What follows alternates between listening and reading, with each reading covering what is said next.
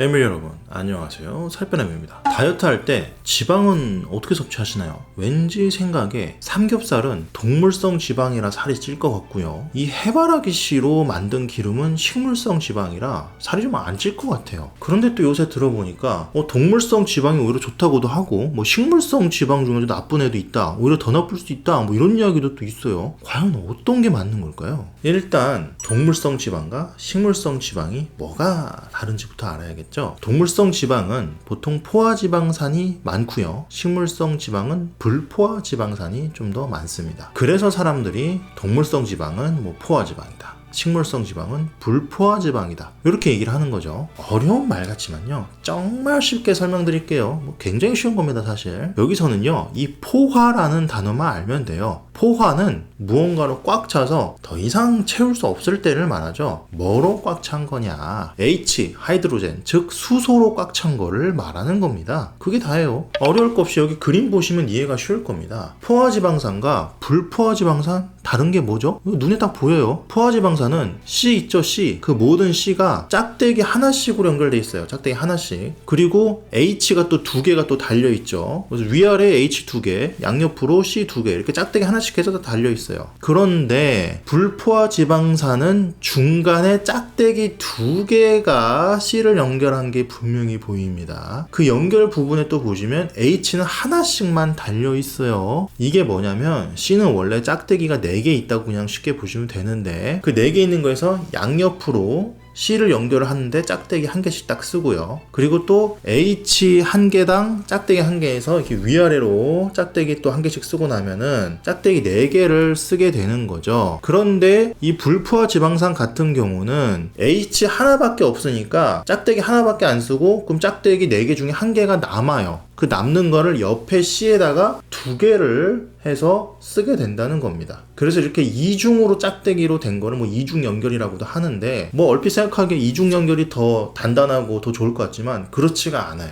이 이중 연결이 반대로 오히려 더 불안정합니다. 그래서 이 그림도 보시면 이게 뭔가 꺾여 있죠. 약간 쉽게 부러질 것 같은 느낌이죠. 하나로만 잡으면 되는데 이렇게 양쪽으로 하는 바람에 오히려 더 불안정해져 버리는 겁니다. 그래서 그냥 실온, 그러니까 이런 그냥 방 온도에, 그냥 보통 온도에 두면은 이 포화지방산, 동물성 지방은 안정돼 있어서 고체가 돼요. 불포화지방산은 반대로 이 실온에 두면요, 불안정해서 액체가 됩니다. 생각해보시면 이 삼겹살 지방은 그냥 가만히 두면은 이렇게 막 녹는 게 아니고 굳어 있잖아요. 고체로 굳어가지고. 그래서 이렇게 접시 같은 거 보면은 거기에 막 하얗게 굳어 있죠. 그렇게 되고, 반대로 해바라기 씨유 같은 식물성 기름은 그냥 실온에 둬도 그냥 계속 액체 상태로 그냥 기름으로 되어 있죠. 그거 생각하시면 쉽습니다. 참고로 또 단일 불포화지방산, 다중 불포화지방산, 이거 들어보셨을 텐데요. 저 꺾인 부분이 한 개면, 그러니까 이중결합이 한 개면 단일이라고 하고요. 저 꺾인 부분, 저 이중결합이 여러 개면 그냥 다중입니다. 다중. 여러 개라는 거죠. 이게 왜 중요하냐? 이거 아는 게 도대체 왜 중요하냐? 이게요, 건강과 다이어트에 정말로 중요합니다. 이거 내용이 영상 중간중간에도 계속 나오고 맨 뒤에도 다시 나와요. 그러니까 일단은 이런 게 있구나, 대충만 이해하고 가시면 됩니다. 우선 포화지방이 건강과 다이어트에 왜 안 좋다고 우리가 생각을 하고 있는 걸까요? 1950년대 안셀키스의 7개국 연구에서는 심장질환의 주요 원인이 비만, 요요 다이어트, 흡연, 고혈압, 콜레스테롤에 있다고 밝혔습니다. 그리고 앞서 말씀드린 바로 그 포화지방이 혈중 콜레스테롤을 증가시켜서 심장질환을 일으킬 수 있다고 했죠. 그리고 1977년도에는 바로 이 연구를 바탕으로 미국 최초의 국가 영양 가이드라인이 발표됐어요. 거기서 나온 내용이 뭐냐? 1. 지방을 너무 많이 먹으면 안 된다. 2. 특히 고기 등에 들어간 포화지방이 문제다 라고 했습니다. 우리나라도 이거 미국 거 그대로 가져왔거든요. 하나도 안 바뀌었고요. 그래서 현재 우리가 1. 지방 먹으면 안 된다고 생각하고, 특히 2번 고기 먹으면 살찐다, 또 3번 포화지방이 안 좋다라고 생각하는 게 다 여기서 나온 거예요. 여기서 시작된 겁니다. 특히 또 사람들이 포화지방을 두려워하는 이유가 또 있어요. 아까 말씀드린 포화지방산의 구조에서 또 나옵니다. 돼지기름 같은 거, 그 그릇에 묻어있는 거 잠깐 두면 어떻게 돼요? 삼겹살 구운 거 그릇에 뒀다가 나중에 좀 두면은 그 삼겹살 기름 하얗게 굳어버리죠. 반면에 해바라기 씨유 같은 거, 그거 그릇에 그냥 둬도 딱 끼잖아요. 액체 상태로 그냥 가만히 있죠. 굳지가 않죠. 이걸 보고 나면 이제 이런 생각을 하는 거예요. 어라? 이거 동물성 지방이고 삼겹살 기름이고 가만히 있으니까 굳잖아. 이거 동물성 지방 먹으면 내 몸 안에 혈관 안에 들어가서도 저렇게 굳어버려가지고 혈관 다 막히는 거 아니야? 라고 생각을 할 수 있는 거죠. 그리고 그 식물에 많이 들어간 불포화 지방이 건강에도 좋기도 하고 다이어트에 도움이 된다는 연구들도 또 있긴 있어요. 특히 이 중에서도 뭐 올리브 오일이나 아보카도에 많이 함유된 그런 단일 불포화 지방산, 줄여서 단불포라고 할 건데요. 얘네에 대한 연구들이 좀 꽤 많이 있습니다. 하버드 의대 01년도 연구에서는 이 총 칼로리 섭취량이 똑같을 때 단불포는 저지방 시기에 가까운 체중 감소를 보였다고 합니다. 또 다른 하버드 의대 16년도 연구에서는 24개의 논문을 분석해 봤더니 단불포 위주로 식사를 하면 고탄수화물 시기에 비해서 체중 감량이 더 잘 되었다고도 하죠. 이 외에 뭐 인체 인슐린 반응에 대한 연구들도 꽤 많이 있어요. 웁살라 대학의 01년도 연구에서 162명을 대상으로 3개월간 단불포 위주의 식단을 해봤더니 인슐린 민감도가 9% 올라갔다고 하죠. 또 코르도바 대학의 15년도 연구에서는 472명의 대사증후군 환자들을 대상으로 단불포 위주의 식단을 12주간 했더니 인슐린 저항성이 내려갔다고 합니다. 참고로 인슐린 민감도가 높거나 인슐린 저항성이 낮으면요, 인슐린 분비가 좀 덜 될 거고요. 그러면 지방합성이 덜 활성화돼서 살이 덜 찌게 될 겁니다. 한마디로 날씬해진다는 얘기죠. 여기까지만 보면 포화지방, 즉 동물성 지방은 절대 먹지 말아야 되고, 반대로 불포화 지방, 즉 식물성 지방은 먹어도 괜찮을 것 같아요. 그런데 아니 또 식물성 지방도 안 좋다는 말도 있던데 그건 뭐고, 오히려 동물성 지방이 더 건강하다고 하는 사람도 있던데 그건 또 뭘까요? 이제 진정한 진실을 좀 알려드리겠습니다.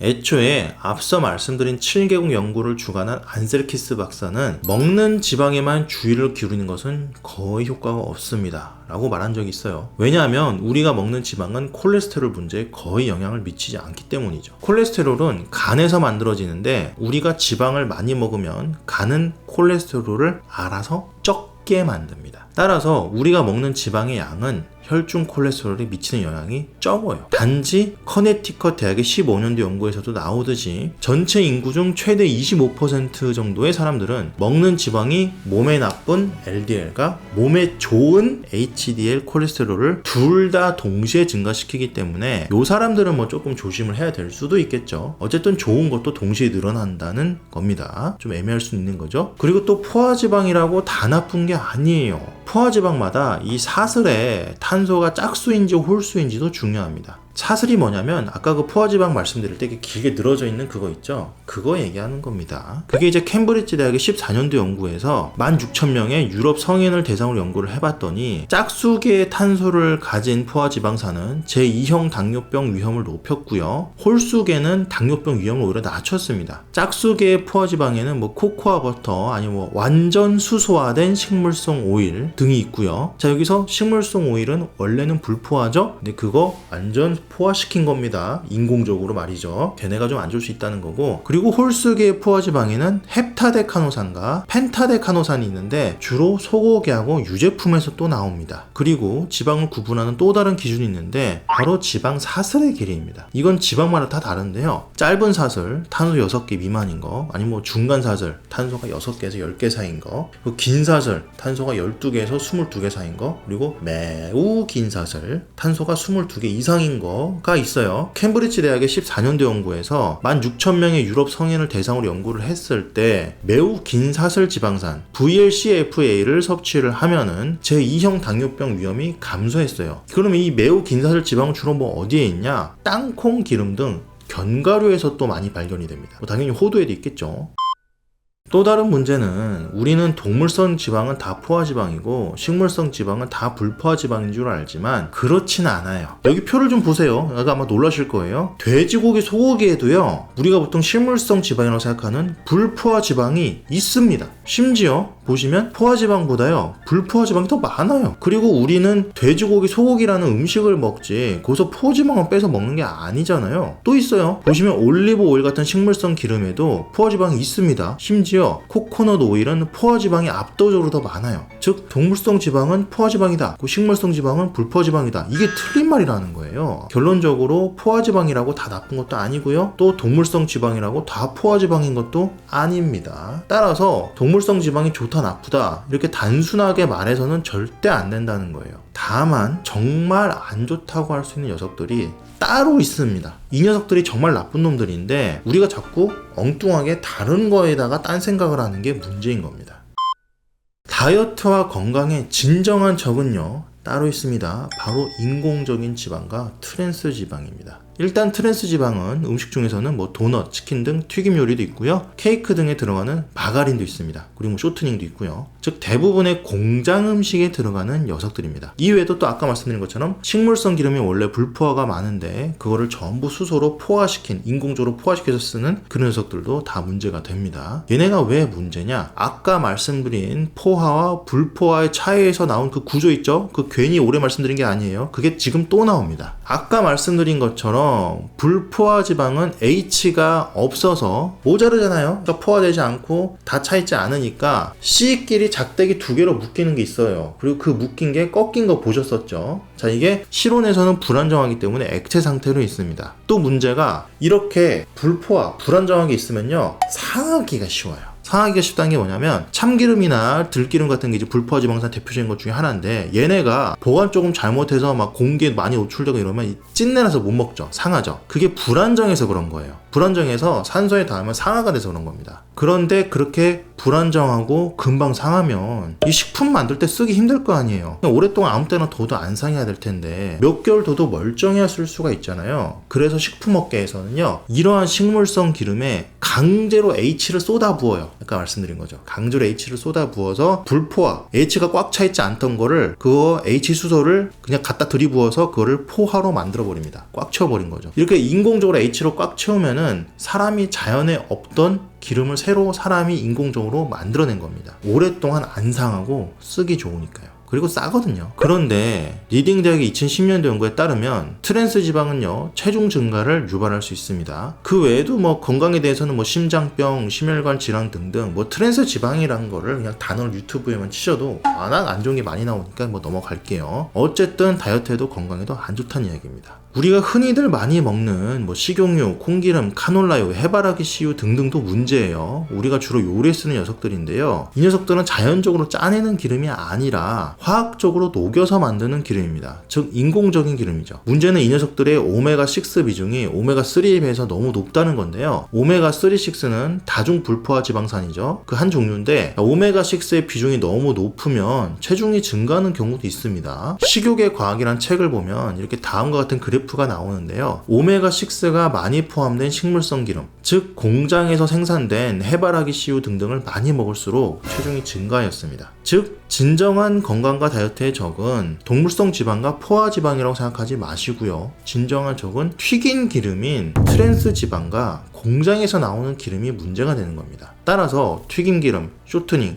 트랜스 지방, 마가린 얘네하고요, 또 공장에서 녹여서 만든 식용유인 해바라기 씨유, 포도씨유, 카놀라유, 옥수수유, 콩기름 등을 좀 피하시는 게, 최대한 적게 쓰시는 게 좋습니다. 구독과 좋아요를 누르면 요요가 안 올지도. 오늘은 이렇게 동물성 기름이 다이어트에 안 좋은 건지 한번 좀 알아봤어요. 그런데 우리 생각과는 다르게 이게 생각보다 기름에 대한 것도 정말 복잡했었습니다. 우리는 항상 단순하게 뭐는 좋다, 뭐는 안 좋다 이렇게 딱딱 이렇게만 보려고 하는데 사실 이렇게 하면요 함정에 빠지기 쉽습니다. 그래서 항상 제 영상에서도 결론만 들으려고 하지 마시고 항상 원리를 알아가셨으면 좋겠다 이렇게 말씀을 드리는 거죠. 우리가 주입식 교육에 익숙하다 보니까 이렇게 결론만 내주길 바라는 성향이 좀 있는데 이게 안 좋을 때가 좀 있는 거예요. 그래서 저는 이런 원리들을 다 좀 설명을 쉽게 해드리려고 하고요. 앞으로도 이런 원리들 계속 쉽고 재미있게 설명드리도록 하겠습니다. 오늘 다시 한번 정리하자면 포화지방, 동물성 지방만 무조건 걔네만 다 나쁜 게 아니고요. 진짜 나쁜 적은 따로 있고요. 이 표에 나온 녀석들은 되도록 거의 드시지 말거나 요리할 때 쓰려면 정말 양을 적게 쓰는 게 좋습니다. 그러면 어떤 기름을 써야 되냐? 가장 무난한 거는 뭐 올리브 오일, 참기름, 들기름 정도인데요. 그 외에도 뭐 녹여서 만든 기름이 아니라 짜서 만든 기름이면 좀 전반적으로 괜찮습니다. 또 돼지 기름인 뭐 라드나 뭐 버터도 뭐 소량이라면 쓰셔도 되고요. 좀 더 자세한 요리할 때 기름 고르는 방법은 다음 영상에서 또 다뤄보도록 하겠습니다. 오늘도 다이어트와 건강을 위해서 열심히 공부하시도록 하시는 우리 패밀리 여러분들, 저는요 여러분이 정말로 자랑스럽습니다. 이상 여러분의 다이어트 가이드 살빼남 그리고 브로콜리였습니다. 감사합니다.